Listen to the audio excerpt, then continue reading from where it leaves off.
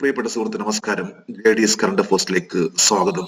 ഇന്ന് ജനുവരി 10 latest current അഫേഴ്സുമായി JDS current affairs. P Jayachandran അദ്ദേഹം വിട പറഞ്ഞു. 6 പതിറ്റാണ്ടോളം മലയാളികളുടെ ഹൃദയത്തിൽ പതിഞ്ഞ ഭാവഗായകനായിരുന്നു പി ജയചന്ദ്രൻ. അദ്ദേഹം ഇന്നലെ വിടവാങ്ങി. മിക്കവാറും എല്ലാ പത്രങ്ങളിൽ വന്നിട്ടുള്ള ഒരു വാർത്തയാണ് പി ജയചന്ദ്രനെ കുറിച്ച്. JDS കറണ്ട് അഫേഴ്സ് ഓരോ ദിവസം ഏറ്റവും ലേറ്റസ്റ്റ് ആയിട്ടുള്ള കറണ്ട് അഫേഴ്സ് ആണ് നൽകാൻ ശ്രമിക്കുന്നത്.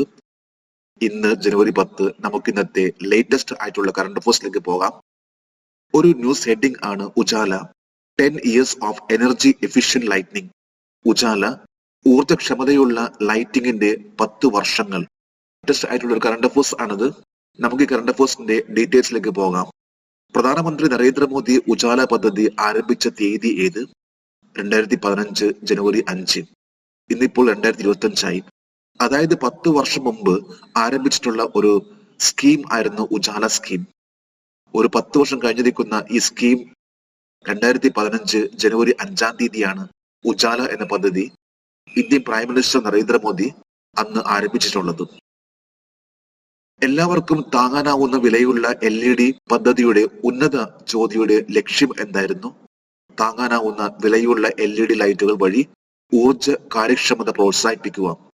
ഉജാല എന്നാൽ Unnat Jyoti by affordable LED for all.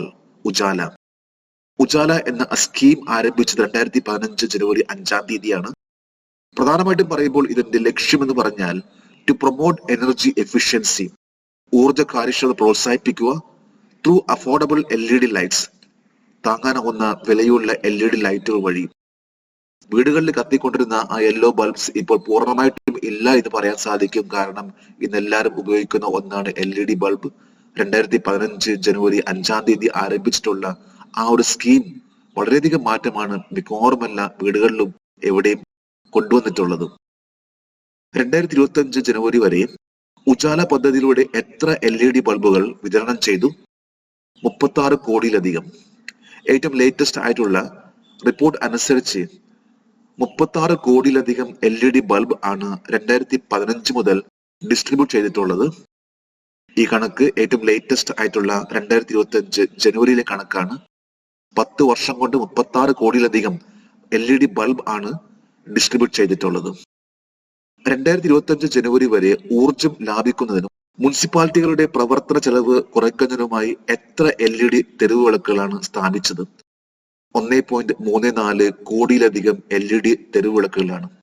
വീടുകളിൽ മാത്രമല്ല സ്ട്രീറ്റ് ലൈറ്റ്സിന് വരെ മാറ്റം വരുത്തിക്കൊണ്ട് ഈ കഴിഞ്ഞ 10 വർഷം കൊണ്ട് 1.34 കോടി LED സ്ട്രീറ്റ് ലൈറ്റ്സ് ആണ് ഉജാല പദ്ധതിയിലൂടെ, അതായത് Unnat Jyoti by affordable LED for all എന്ന ആ ഒരു സ്കീമിലൂടെ തന്നെ പുറത്തിറക്കിയിട്ടുള്ളത്.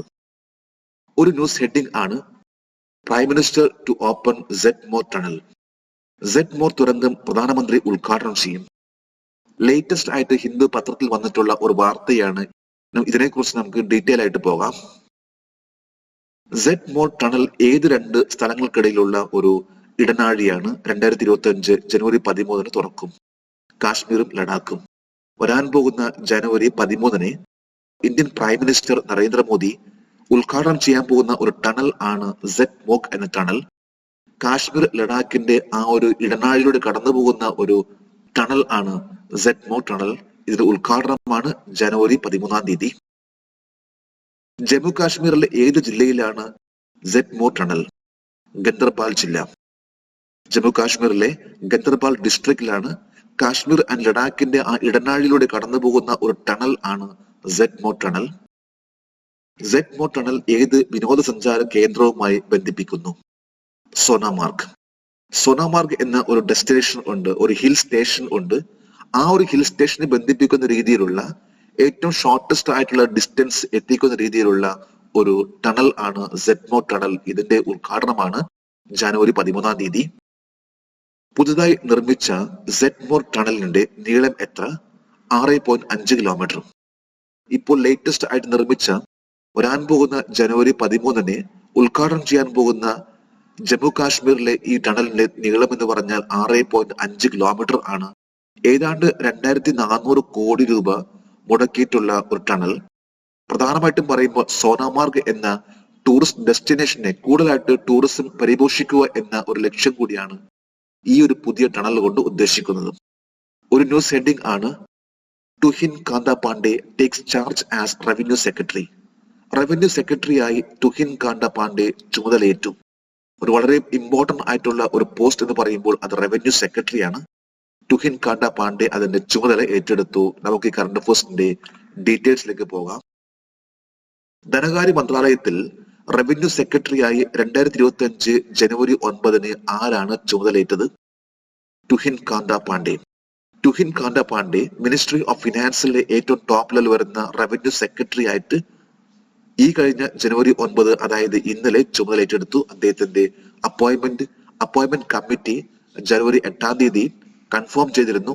ഇതനുസരിച്ചാണ് തുഹിൻ കാന്ത പാണ്ഡെ ജനുവരി 9 റവന്യൂ സെക്രട്ടറി ആയിട്ട് ചുമതലയേറ്റെടുത്തിട്ടുള്ളത്. ധനകാര്യ മന്ത്രാലയത്തിന് എത്ര വകുപ്പുകളുണ്ട്? 6 വകുപ്പുകൾ. 6 ഡിപ്പാർട്ട്മെന്റ്സ് ആണ് ഫിനാൻസ് മിനിസ്ട്രിക്കുള്ളത്. ധനകാര്യ മന്ത്രാലയത്തിലെ 6 വകുപ്പുകൾ ഏതൊക്കെയാണ്? Revenue, economic affairs, expenditure, financial services, DIPAM and DPE. DIPAM എന്നാൽ department of investment and public asset management. Department of investment and public asset management, DIPAM. DPE എന്നാൽ department of public enterprises. Department of public enterprises ആണ് DPE. ധനകാര്യ മന്ത്രാലയത്തിന്റെ തലവൻ ആരാണ്? ശ്രീമതി നിർമ്മല സീതാരാമൻ. ഇപ്പോഴത്തെ UD minister ആയിട്ടുള്ള നിർമ്മല സീതാരാമൻ ആണ് ഫിനാൻസ് മിനിസ്റ്ററിന്റെ ഹെഡ്. ഒരു ന്യൂസ് ഹെഡിംഗ് ആണിത്. World Hindi day 2025 celebrating language, culture and unity. ലോക ഹിന്ദി ദിനം 2025 ഭാഷ, സംസ്കാരം, ഐക്യം എന്നിവ ആഘോഷിക്കുന്നു. നമുക്ക് ഈ കറണ്ട് അഫയേഴ്സിന്റെ ഡീറ്റെയിൽസിലേക്ക് പോകാം. എല്ലാ വർഷവും ലോക ഹിന്ദി ദിനം ഏത് തീയതിയിലാണ് ആഘോഷിക്കുന്നത്? ജനുവരി 10. ഇന്ന് ജനുവരി 10 ലോക ഹിന്ദി ദിനമായിട്ട് ആഘോഷിക്കുന്നു. 2025 ലോക ഹിന്ദി ദിനത്തിന്റെ പ്രമേയം എന്താണ്? ഐക്യത്തിന്റെയും സാംസ്കാരിക അഭിമാനത്തിന്റെയും ആഗോള ശബ്ദം, A global voice of unity and cultural pride. അതാണ് 2025 വേൾഡ് ഹിന്ദി ദിനത്തിന്റെ theme, A global voice of unity and cultural pride. ഏതു വർഷത്തിലാണ് ആദ്യമായി ലോക ഹിന്ദി ദിനം ആഘോഷിച്ചത്? 2006. 2006 ലോക ഹിന്ദി ദിനം ആയിട്ട് ആഘോഷിച്ചിട്ടുള്ളത്. 1975 ഇന്ത്യയിൽ നാഗ്പൂരിൽ നടന്നിട്ടുള്ള വേൾഡ് ഹിന്ദി കോൺഫറൻസിന്റെ ആനിവേഴ്സറി എന്ന രീതിയിലാണ് 2006 the first world Hindi day ആയിട്ട് ആഘോഷിക്കാൻ തീരുമാനിച്ചിട്ടുള്ളത്. മൻഡാരിൻ, ചൈനീസ്, ഇംഗ്ലീഷ് എന്നിവയ്ക്ക് ശേഷം ലോകത്ത് ഏറ്റവും കൂടുതൽ സംസാരിക്കപ്പെടുന്ന 3ാമത്തെ ഭാഷ ഏതാണ്? ഹിന്ദി. ഏറ്റവും കൂടുതൽ സംസാരിക്കുന്ന 3ാമത്തെ ഭാഷ എന്ന് ചോദിച്ചാൽ അത് ഹിന്ദിയാണ്. അതിന് മുകളിൽ നിൽക്കുന്ന രണ്ട് ഭാഷയുള്ളൂ. ഒന്ന് ചൈനയുടെ മൻഡാരിൻ എന്ന ഭാഷയും മറ്റൊന്ന് ഇംഗ്ലീഷാണ്. എല്ലാ വർഷവും ഹിന്ദി ദിവസ് ഏത് തീയതിയിലാണ് ആഘോഷിക്കുന്നത്? സെപ്റ്റംബർ 14. വേൾഡ് ഹിന്ദി ഡേ എന്ന് പറയുന്ന ദിവസം ജനുവരി 10 ആഘോഷിക്കുന്നുണ്ടെങ്കിൽ ഹിന്ദി ദിവസ് എന്ന് പറയുന്ന ഈ ദിനം സെപ്റ്റംബർ 14 ആണ്.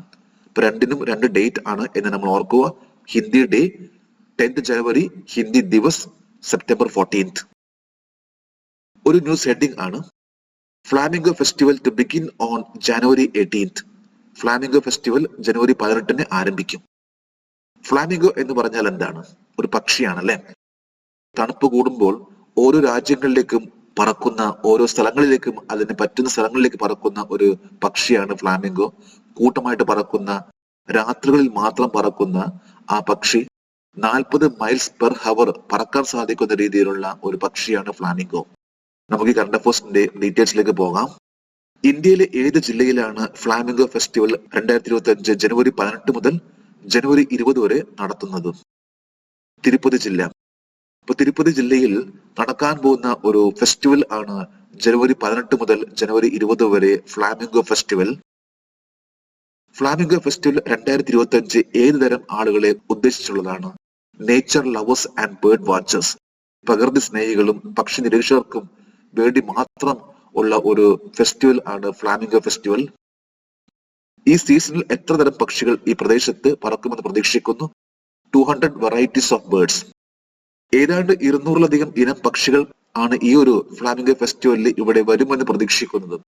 ഫ്ലാമിംഗോ എന്ന് പറയുന്ന ഈ ഒരു പക്ഷി കൂടുതലായിട്ട് കണ്ടുവരുന്നത് ഗുജറാത്തിലെ റാൻ ഓഫ് കച്ചിലും അല്ലെങ്കിൽ ഡൽഹിയിലുള്ള സുൽത്താൻപൂർ നാഷണൽ പാർക്കിലും ഒഡീഷയിലുള്ള ചിൽക്ക ലേക്കിലുമാണ്. ജെഡിസ് കറണ്ട് അഫേഴ്സിന്റെ ഏറ്റവും ലേറ്റസ്റ്റ് ആയിട്ടുള്ള കറണ്ട് അഫേഴ്സ് ആണ് ഇന്നിവിടെ നൽകിയിട്ടുള്ളത്. ജെഡിസ് കറണ്ട് അഫേഴ്സിന്റെ ഇന്നത്തെ ഈ വീഡിയോ കണ്ടിട്ട് ഇഷ്ടപ്പെട്ടെങ്കിൽ ഈ ചാനൽ സബ്സ്ക്രൈബ് ചെയ്യാനും ഷെയർ ചെയ്യാനും മറക്കരുത്. നമുക്ക് നാളെ വീണ്ടും പുതിയ കറണ്ട് അഫേഴ്സുമായിട്ട് കാണാം. Thank you very much.